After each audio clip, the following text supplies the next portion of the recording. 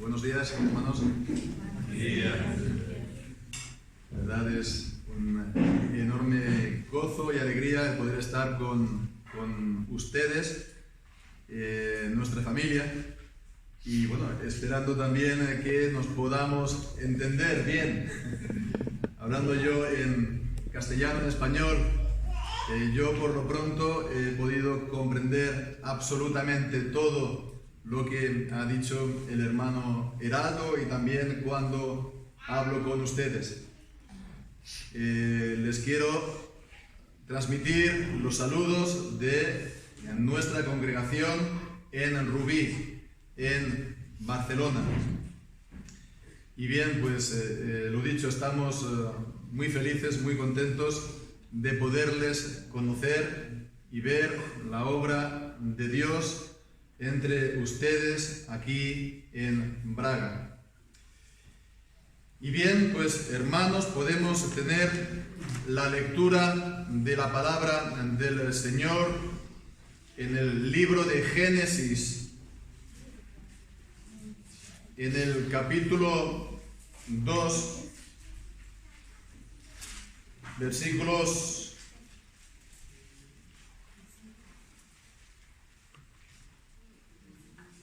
del 4 al 9. Génesis capítulo 2, del 4 al 9, y dice así la palabra del Señor. Estos son los orígenes de los cielos y de la tierra cuando fueron creados, el día que Jehová Dios hizo la tierra y los cielos, y toda planta del campo antes que fuese en la tierra, y toda hierba del campo antes que naciese, porque Jehová Dios aún no había hecho llover sobre la tierra, ni había hombre para que labrase la tierra, sino que subía de la tierra un vapor, el cual regaba toda la faz de la tierra. Entonces Jehová Dios formó al hombre del polvo de la tierra y sopló en su nariz aliento de vida, y fue el hombre un ser viviente. Y Jehová Dios plantó un huerto en Edén al oriente y puso allí al hombre que había formado. Y Jehová Dios hizo nacer de la tierra todo árbol delicioso a la vista y bueno para comer, también el árbol de vida en medio del huerto, y el árbol de la ciencia del bien y del mal. Amén. Y que el Señor bendiga su santa palabra. En este capítulo segundo de Génesis tenemos sobre todo las ordenanzas de Dios en la creación. Son ordenanzas creacionales, entonces son igual para todos los hombres, no son solamente para los cristianos. Lo hemos visto al final del capítulo primero, cuando creó Dios al hombre y a la mujer, le dio el mandamiento de fructificar y multiplicarse. Por lo tanto, la ordenanza de reproducción, de tener hijos, y en el capítulo 2 tenemos la ordenanza del trabajo. En el versículo 15, tomó pues Jehová Dios al hombre y lo puso en el huerto del Edén para que lo labrara y lo guardase. La ordenanza del trabajo. En el versículo 19 vemos que es también la ordenanza del desarrollo de las capacidades intelectuales del hombre, porque leemos en el versículo 19, Jehová formó de la tierra toda bestia del campo y toda ave de los cielos, y las trajo a Adán, para que viese cómo los había de llamar.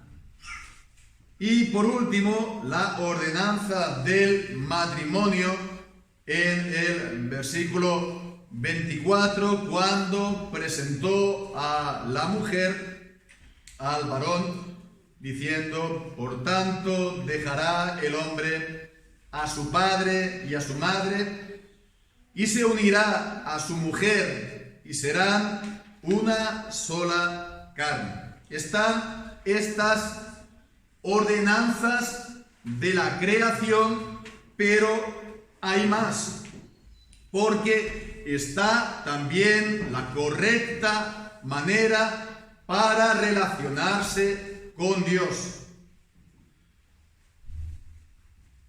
Porque el hombre es como es, porque Dios lo creó como lo creó, y porque Dios es Dios. La correcta manera de relacionarse con Dios. El hombre solo se puede relacionar con Dios de una sola manera, que es como Dios lo ha ordenado, lo ha establecido. Esto es lo que creemos y lo que confesamos, lo que se conoce con el nombre de principio regulador del culto, que la adoración está regulada por Dios, por su voluntad, por las santas escrituras. Pero esto no es algo fuera de la Biblia, esto no es algo que se hayan inventado los hombres, es lo que está ya en el inicio mismo de la Biblia, en Génesis capítulo 2. Lo vemos en particular con estos dos árboles. Los dos árboles del versículo 9.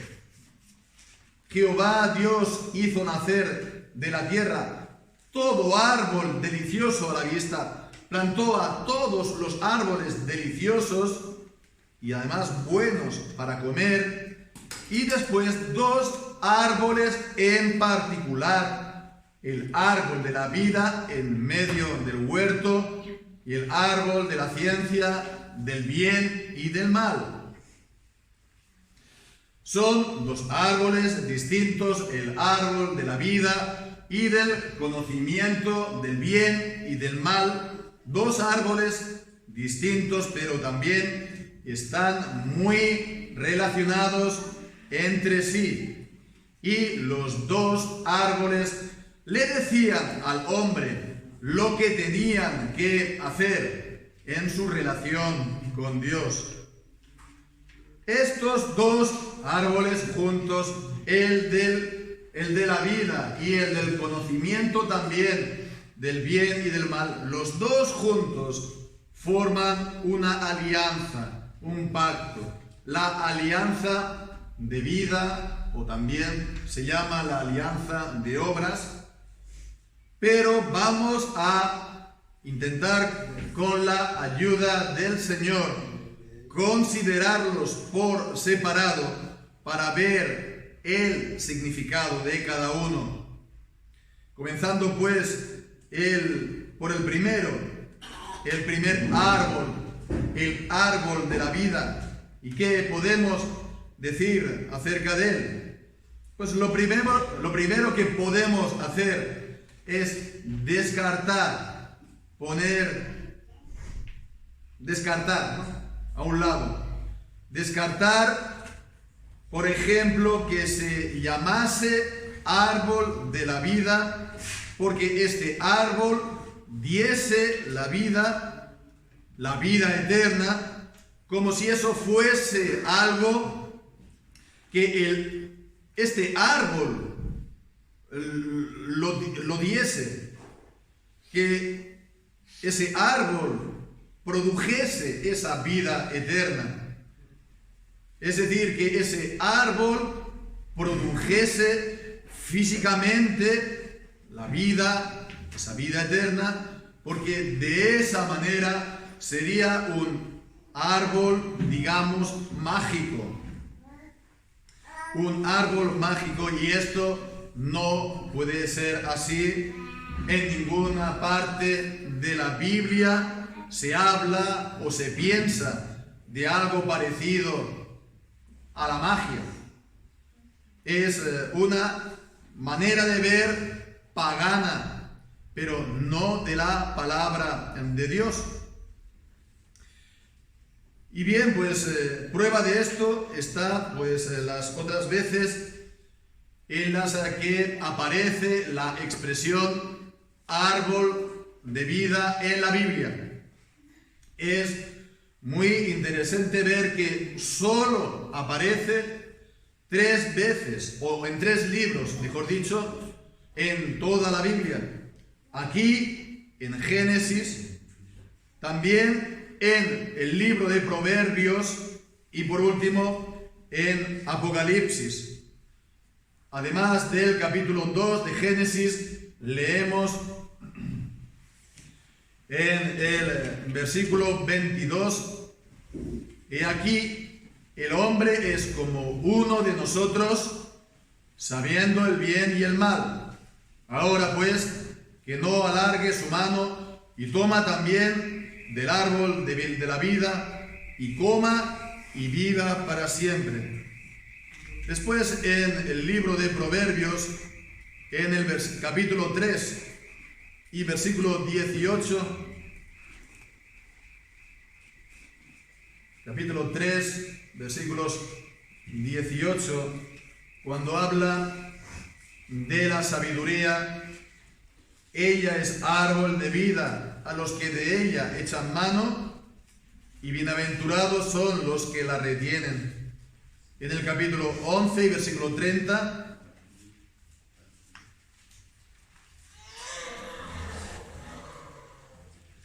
el fruto del justo es árbol de vida. En el capítulo 13 y versículo 12, la esperanza que se demora es tormento del corazón, pero árbol de vida es el deseo cumplido. Y en el capítulo 15, versículo 4, la lengua apacible es árbol de vida. Y por último leemos en el Apocalipsis de Juan, en el capítulo 2 y versículo 7,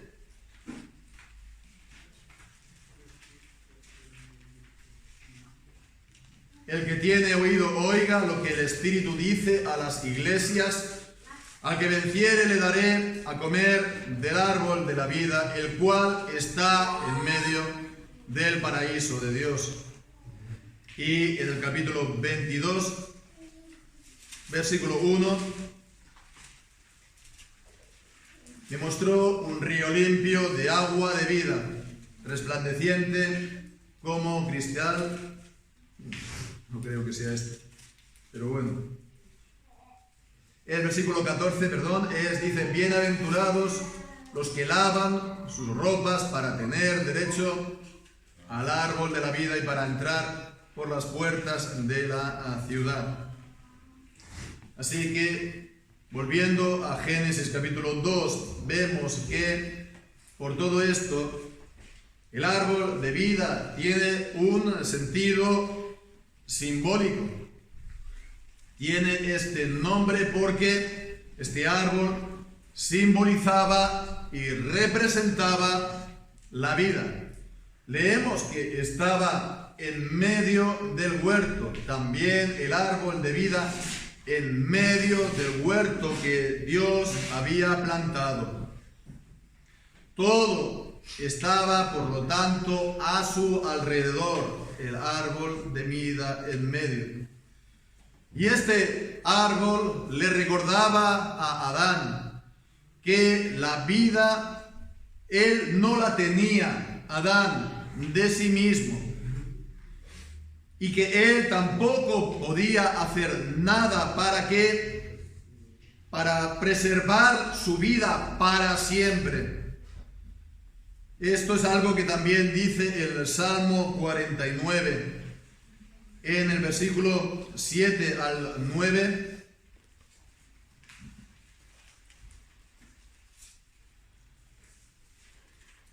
Ninguno de ellos podrá en manera alguna redimir al hermano, ni dar a Dios su rescate, porque la redención de su vida es de gran precio y no se logrará jamás, para que viva en adelante para siempre y nunca vea corrupción.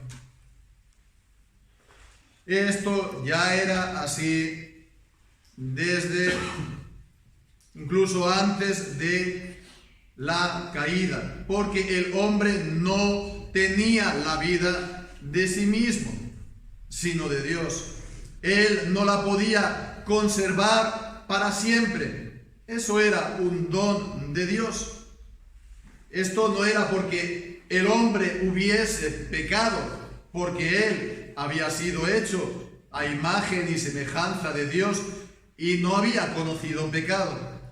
Pero esta vida eterna es algo solamente de Dios. Es algo que solamente tiene Dios por derecho propio. Esta vida eterna es un don de Dios y el árbol de la vida simbolizaba esto. Era, por lo tanto, también una promesa visible.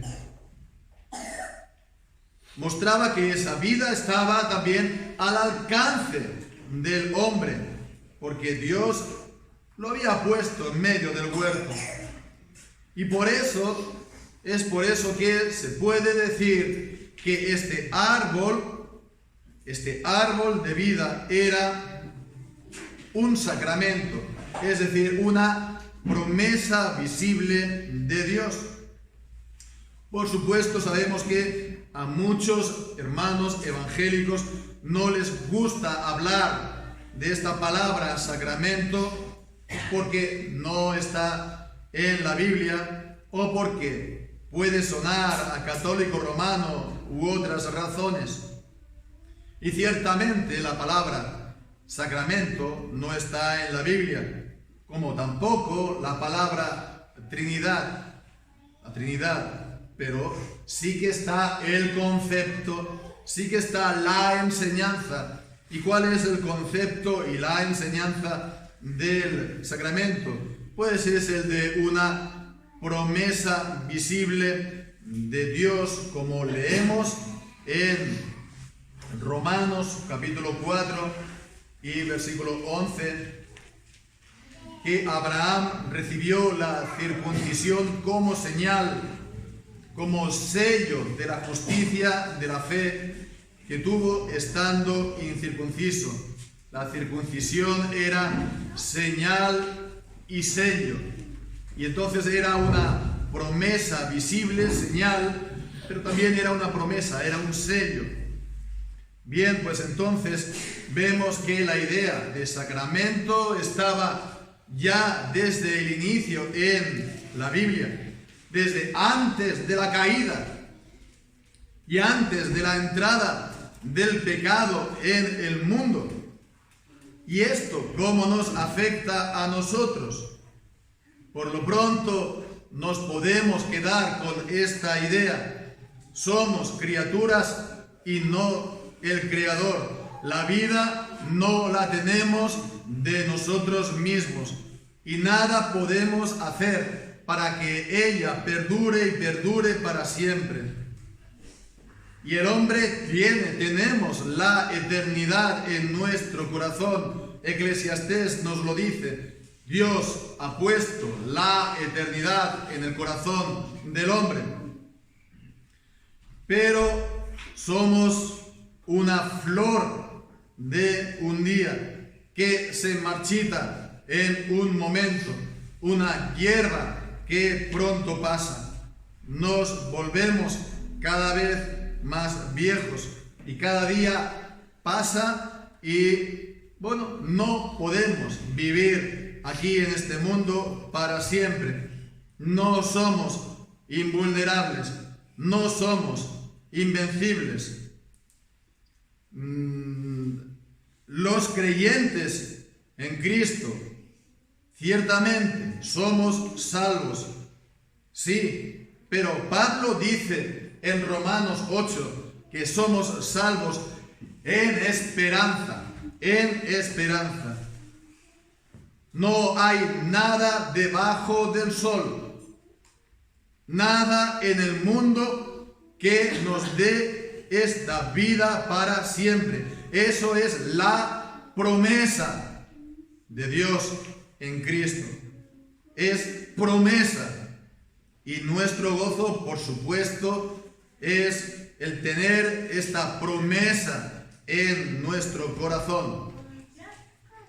Por otra parte, también podemos pensar que si Dios dio esta promesa visible, este sacramento al hombre antes que él pecase, pues esto es también importante, ¿verdad? Porque, bueno, si Dios le dio ese sacramento cuando él no había pecado, pues cuánto más ahora nosotros tenemos necesidad de esto mismo, de que Dios se relacione con nosotros por medio de promesas y promesas visibles. Allí donde no se tiene esto presente, que la idea de las promesas de Dios y aún del sacramento sea importante en nuestra relación con Dios, allí donde no está, ¿qué es lo que hay? Pues es la idea de que nos podemos relacionar directamente con Dios, pero directamente en el sentido de sin medios, de llegar a fundirnos en Dios. Y eso es el misticismo. Y esto es lo que han buscado los hombres, el misticismo, los místicos, a lo largo de toda la historia. Esto es la esencia también del pentecostalismo y es también del catolicismo romano, el misticismo, ¿verdad?, con Dios, el llegar a fundirse con Dios. Y el mundo evangélico en su conjunto busca más este tipo de experiencias místicas que el relacionarse con Dios por medio de las ordenanzas y de sus promesas, de los medios de gracia y del culto que Dios ha ordenado en las Escrituras, que la palabra y que la Escritura. Pero la Biblia, vemos, es el gran medio que el Señor nos ha dado, así como también el culto regulado por el Señor en su palabra, así como también los sacramentos, las promesas visibles de Dios. Bien, pues vemos la importancia, hermanos, de esto de las promesas de Dios, porque ya estaban en el inicio, en Génesis, antes de la caída. Vemos que esto pues nos recuerda la importancia de relacionarnos correctamente con Dios. Y esto pues en cuanto al primer árbol, el árbol de la vida. ¿Y qué podemos decir ahora del segundo árbol? El árbol del conocimiento del bien y del mal. Pues también vamos ahora a hacer pues lo mismo. Descartar. Primero, recordar que sí, el hombre había sido creado a imagen y semejanza de Dios. Estaba sin pecado. era justo, era santo, era bueno en gran manera. Tenía la ley de Dios grabada en su corazón. Bien, pues esto nos tiene que también ayudar a entender el sentido del árbol del conocimiento del bien y del mal. ¿Qué significa? ¿Por qué este nombre? Pues a lo largo de la historia normalmente se han dado 4 explicaciones, grandes explicaciones, hay más, pero son las principales. La primera, que seguramente habremos conocido, es la más popular en el mundo, es pensar en este árbol del conocimiento del bien y del mal y del pecado de Adán y de Eva, pues como el tener relaciones sexuales entre el hombre y la mujer. Es así como la mayoría de gente en el mundo piensa de este árbol, de la supuesta manzana, no se sabe si era la manzana, ¿verdad?, de la mano de Eva, etcétera. Es lo que todo el mundo más o menos en el mundo de la sociedad piensa. Pero esto sencillamente no puede ser, porque ya en Génesis capítulo 1 Dios había dado el mandamiento: fructificaos y multiplicaos. Y las relaciones sexuales entre el hombre y la mujer dentro del marco instituido por Dios, que es el matrimonio, no son pecado. Y esta idea, por lo tanto, se tiene que desechar completamente. La segunda es que el comer de ese árbol le daría al hombre el conocer lo que es bueno y lo que es malo. Pero esta idea en el fondo tampoco tiene mucho sentido, porque primero, si fuese así, el árbol daría ese conocimiento de manera mágica. Come del árbol y entonces ya conoce lo que está bien y lo que está mal. Pero no puede ser todavía más importante, porque el hombre ya sabía el bien. Él tenía la ley de Dios en su corazón y sabía, por lo tanto, que lo contrario, desobedecer a Dios, es lo contrario del bien. Antes de pecar, Adán y Eva no podían concebir algo en contra de la voluntad de Dios, porque no lo habían conocido por naturaleza todavía. Pero ellos podían llegar a apartarse, y eso sería el mal.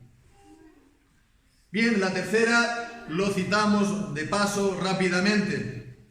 Conocer el bien y el mal, dicen muchos hoy en día, sería entonces una manera de llegar a conocer todas las cosas.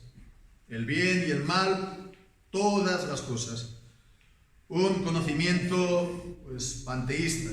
Pero esto está muy lejos del sentido de lo que leemos aquí en Génesis capítulo 2 y capítulo 3. Y bien, pues entonces llegamos así a la cuarta opción.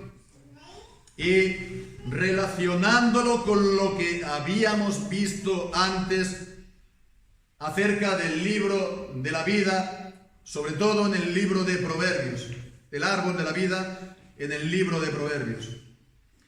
El árbol de la vida, vimos ahí, es la sabiduría.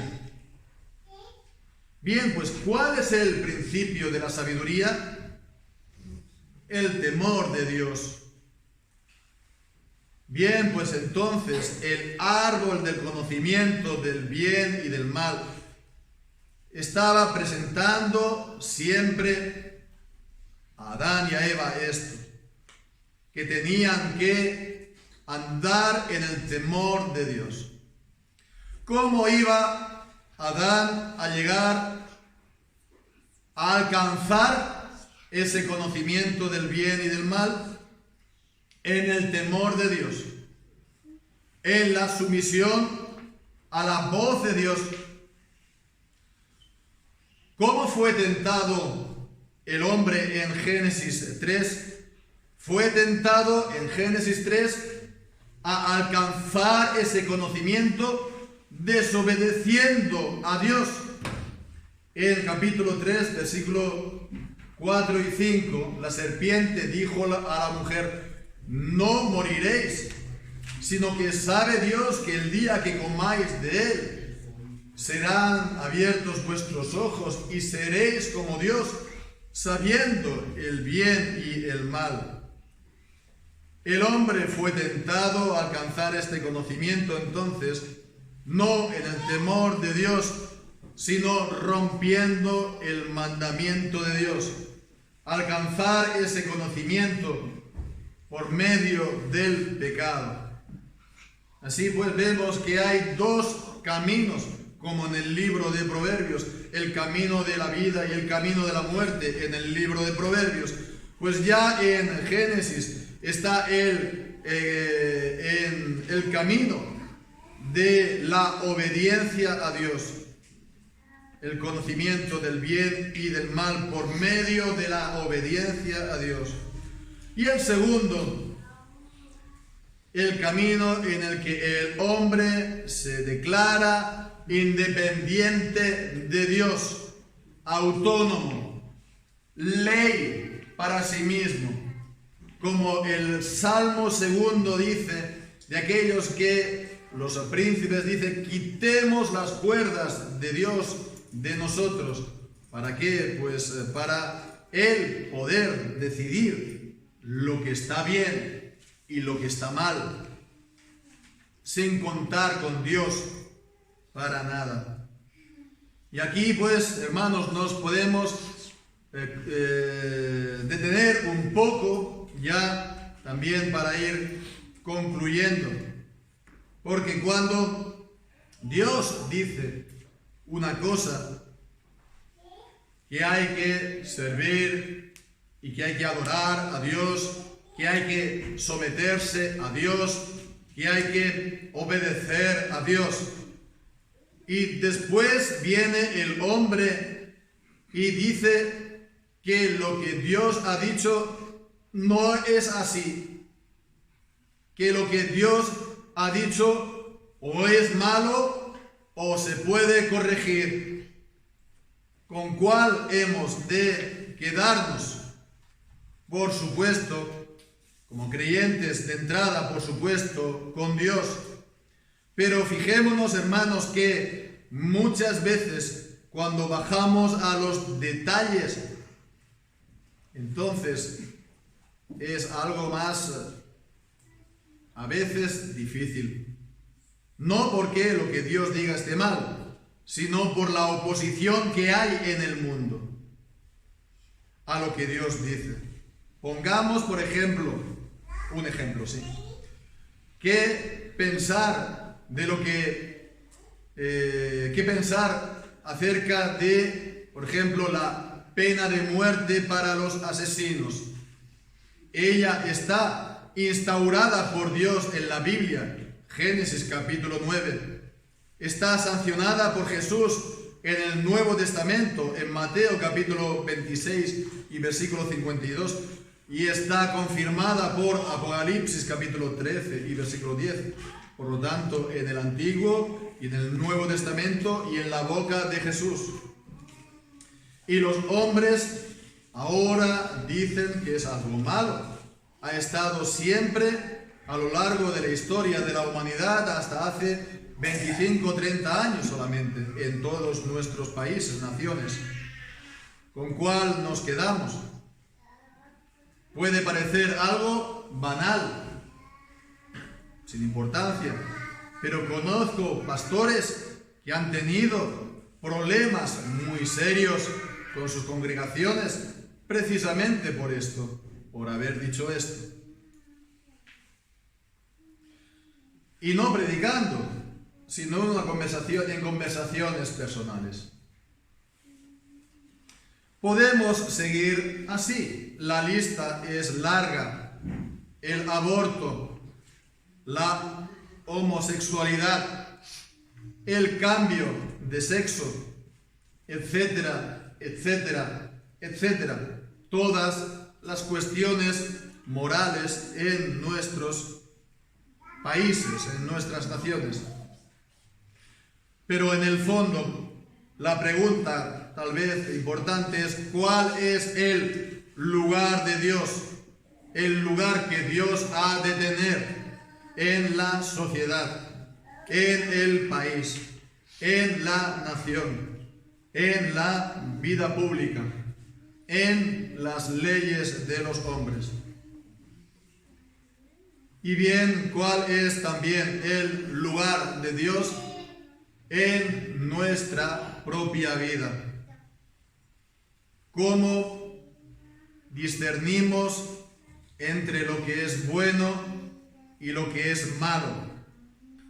¿Lo buscamos por la palabra de Dios, por la ley y los mandamientos de Dios, o buscamos algún conocimiento místico, alguna especie de revelación, algo oculto para nosotros? Hermanos, tomamos la Biblia como nuestra compañera en la vida. El temor de Dios, la sumisión a Dios, el sujetarnos a Dios, nuestras mentes, nuestros corazones, nuestros sentimientos, nuestras voluntades. A todo esto es nuestra delicia. Hermanos, no hay vida fuera de Dios. No hay vida fuera de Dios.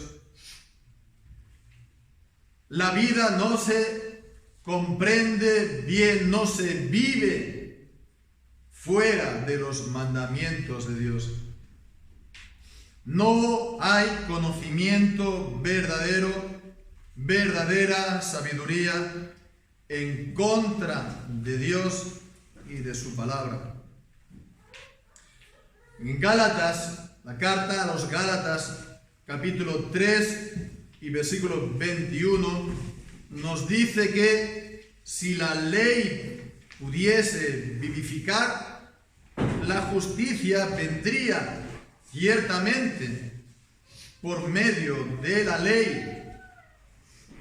La ley es santa, justa y buena. La ley en sí misma podría vivificar, es vida. El problema es que nosotros, después de la caída de Adán, no la podemos guardar para tener vida. El hombre que guarde estas obras vivirá por medio de ellas, dice Romanos capítulo 10 y versículo 5. Nosotros no lo podemos guardar así. Pero vino Cristo y cumplió perfectamente la ley. Él se hizo hombre, nació de mujer y se hizo súbdito a la ley para cumplir la ley en lugar de los hombres, en lugar de su pueblo. Y es así como el creyente es justificado porque Cristo cumplió la ley a su favor y tenemos su justicia. Y así entonces su pueblo justificado puede guardar también la ley y es santificado. En su vida de santificación puede guardar esta ley porque ha recibido nueva vida del Señor para obedecer. Y para esto hemos de sujetar siempre nuestra mente y doblegar nuestro corazón ante Dios. Para nosotros esto es el bien. El Salmo 1 dice que es bienaventurado aquel que medita en su palabra y en su ley día y noche. Por la mañana, cuando antes de comenzar el día de trabajo, es por tanto bueno elevar nuestros corazones a Dios en oración y buscar también algún alimento de su palabra. Hemos de trabajar durante el día y trabajar fuerte, pero acordándonos de que no solo de pan vivirá el hombre, sino de toda palabra que sale de la boca de Dios. Cuando llegamos por la noche a nuestros hogares, hemos también de seguir con nuestra familia, sobre todo, para escuchar la voz del Señor y su palabra, hablándonos y enseñándonos. Hermanos, si queremos que lo que simbolizaban estos dos árboles, la vida y la sabiduría, pues entonces, hermanos, creamos a Dios, oremos a Dios, sujetémonos a Dios en todas las cosas, porque, como nos dice Eclesiastés acerca del temor del Señor, nos dice en el capítulo 12 y versículo 13: el fin de todo el discurso oído es este: teme a Dios y guarda sus mandamientos, porque esto es el todo del hombre. Amén. El Señor bendiga su santa palabra.